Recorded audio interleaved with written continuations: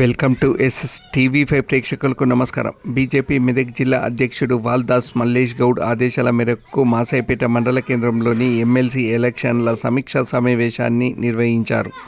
మాసాయిపేట మండల కేంద్రంలో graduate election booth number 448లో గల 188 ఓటర్లకు గాను నేడు ఇన్ఛార్జీలను నియమించడం జరిగింది. 235 పోలింగ్ బూత్ టీచర్ ఎమ్మెల్సీ ఎలక్షన్లకి ఇన్ఛార్జీలను నియమించారు.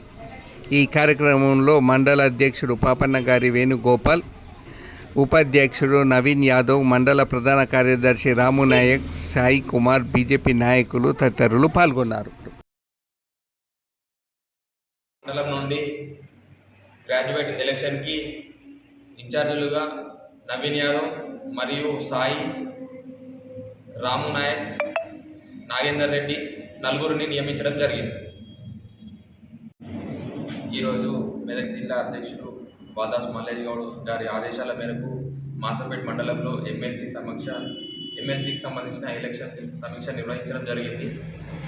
ఎమ్మెల్సీ ఎలక్షన్లో 448లో 188 ఓట్లు మరియు ఉపాధ్యాయ ఎలక్షన్లో 17 ఓట్లు మాసపేట మండలంలో ఉన్నాయి. కాబట్టి వారికి ఈరోజు ఆ బూత్లకు గాను ఇన్ఛార్జ్లను నియమించడం జరిగింది.